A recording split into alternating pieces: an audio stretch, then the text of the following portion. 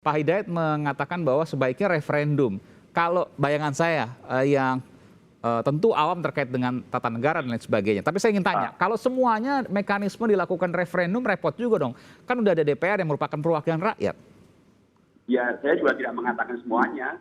Dari begitu banyak undang-undang yang dibahas, hanya menyebut tentang referendum ini saja, gitu kan. Oke, alasannya? Itu pun juga karena ada tadi pernyataan yang ini pasti sama, saya juga orang Jawa gitu ya, sama Pak Jokowi juga orang Jawa. Pernyataan tentang Pak Jokowi itu apakah hanya kulon wun atau memang minta izin, itu rasa bahasa yang berbeda-beda dipahaminya. Tapi jelas akan lebih etis kalau ada jawaban gitu kan.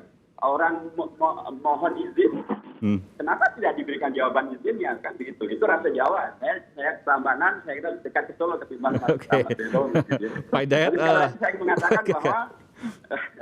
mengatakan bahwa terkait dengan masalah referendum ini memang tidak untuk mereferendum, tidak untuk merubah undang-undang dasar, karena referendum untuk merubah undang-undang dasar sudah dicabut, KPR-nya dicabut, undang-undangnya sudah dicabut.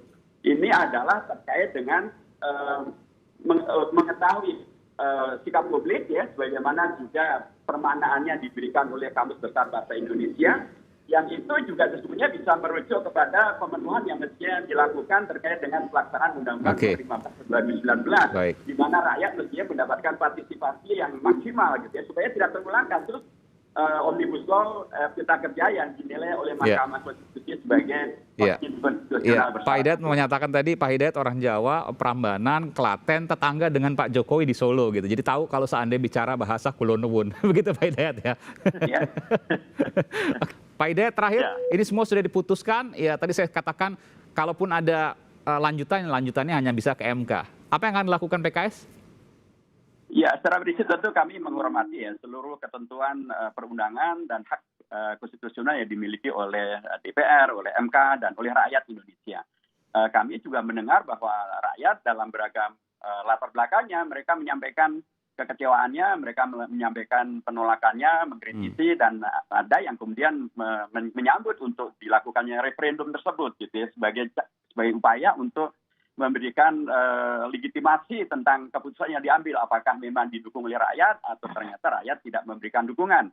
Dan kemudian di situ ada mekanisme di mana rakyat mempunyai hak untuk menyampaikan ya kalau mereka melihat bahwa undang-undang ini merugikan rakyat dan tidak sesuai dengan undang-undang dasar, untuk kemudian mengajukan judicial review ke Mahkamah Konstitusi. Tentu kami menghormati hak rakyat untuk melakukan hal tersebut. Dan saya berharap bahwa ini bisa dilakukan dengan cara yang betul-betul konstitusional, sehingga pemindahan ibu kota negara yang bukan masalah pribadi, bukan masalah kelompok, bukan masalah satu rezim, tapi ini adalah masalah bangsa dan negara, betul-betul bisa dilakukan dengan cara-cara yang elegan, konstitusional, yang melegakan semua pihak, gitu. Sehingga kita bisa membuat keputusan ya kalau ternyata nanti MK menerima judicial review untuk kemudian tidak memindah ibu kota negara, ya semuanya perlu legowo juga gitu.